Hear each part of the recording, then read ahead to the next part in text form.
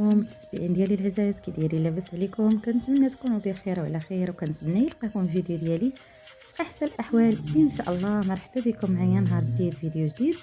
والفيديو ديال اليوم كيف ما كتشوفوا معايا فهو كله نشاط وحيويه. كيف ما كتشوفوا الصينيه والبوشير محطوط قدامنا، والعائله والحباب مجموعين. بالنسبه للعائله جاو عند الوالده بمناسبه العمره، مشات العمره، وهذا الفيديو سجلته وبقى عندي. قلت علاش لا نشاركوش مع الحباب والاصدقاء ديالي. كنتمنى يعجبكم الفيديو ينال الاستحسان ديالكم، وإلا عجبكم ما تنسونيش من لايك والاشتراك في القناه وفعل الجرس باش توصلوا دائما بالجديد. وكيف ما كتشوفوا معايا الصينيه معها البوشيار. بالنسبه للبوشيار انا غنشارك معكم العجينه ديالو. كيف ما كتشوفوا معايا العجين ديال البوشيار كتكون مطلوقه. بالنسبه للدقيق فبامكانكم انكم ديروا كيلو ديال الفورص مع جوج ليف ديال الفينو، ما تكثروش الفينو بزاف.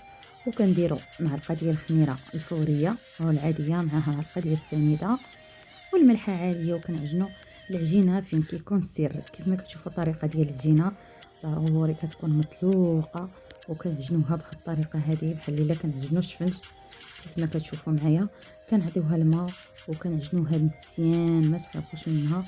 الا بغيتوا البوشيار ديالكم كيجي يعني كيف كنقولوا مفشفش ورطب وغزال. الصراحه هذا الشيار هذا او البوشيار فهو المنطقه ديال الشاويه وديال مزاب هما المعروفين به بزاف، كيصايبوه وكيقادوه.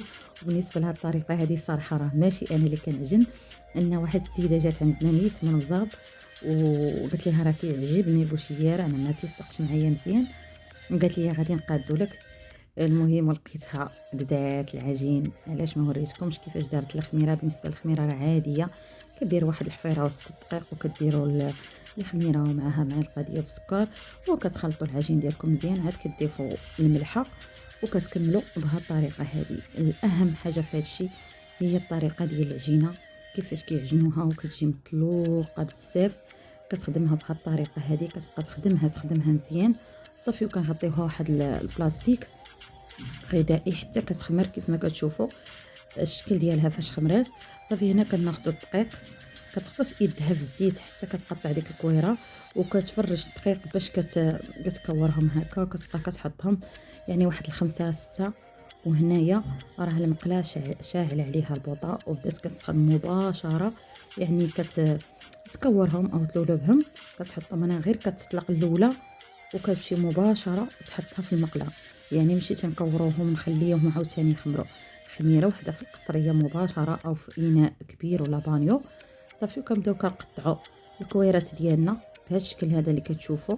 كتغطس يدها في الزيت وكتقطع يعني الحجم اللي بغات ديال الكويره.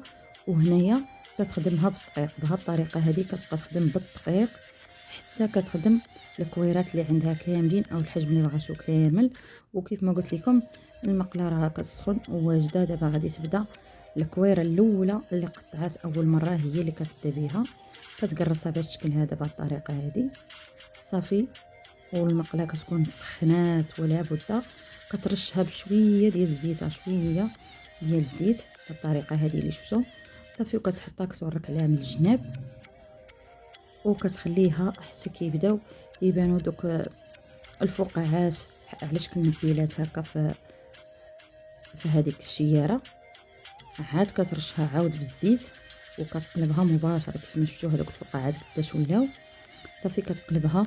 وهاد الطريقه هي اللي عجباتني وحمقاتي، ان ملي كتقلبها كتحط عليها الزلافه. بعد ما كتهز الزلافه كتلقاها مباشره طابت كلها. صراحه طريقه زوينه وعجبتني بزاف، وقلت علاش لا ما نشاركهاش معكم. كما كتشوفوا صافي كتستمر بهاد الطريقه هذا حتى كتكمل هذاك القطع كلهم اللي عندها ديال العجين او البوشيار كامل. كتخبزه بنفس الطريقه، كتبقى خدامه عاوتاني. ها هي المقله ضروري رشيشه ديال الزيت كترشها، كتحط ديك البوشياره في المقله. بعد ما كدير ديك الفقاعات كتعاود تقلبها وكتستمر بهذه الطريقه هذه حتى كتكمل العجين اللي عندها كامل. بصراحه كنتمنى يعجبكم الفيديو، وإلا عجبكم ما تنسونيش من لايك والاشتراك في القناه وفعلوا الجرس باش توصلوا دائما بالجديد. وبهذه المناسبه هذه كنبغي نشكر المتتبعين ديالي كاملين القدام، كنقول لكم الدار راها داركم، وجداد كنقول لكم مرحبا بكم والف مرحبا بكم. ما كرهتش انكم تبارطاجيو الفيديو مع العائله والاحباب وتكثروا من لي لايك باش هكا تكبر العائله ديالنا. وكيف ما كتشوفوا معايا هذه هي الطريقه. ما غاديش نطول عليكم بزاف، نخليكم مع تتمه الفيديو بلا ما نكثر عليكم هضره كثاره من هذا الشيء. نقول لكم كملوا الفيديو حتى الاخير، وغادي ان شاء الله تشوفوا النهايه وتشوفوا الشكل النهائي ديالو. انا ما سخيتش بكم، دمتم في رعايه الله وحفظه، والسلام عليكم ورحمه الله تعالى وبركاته. نتلاقاو في فيديو جديد وصفه جديده ان شاء الله.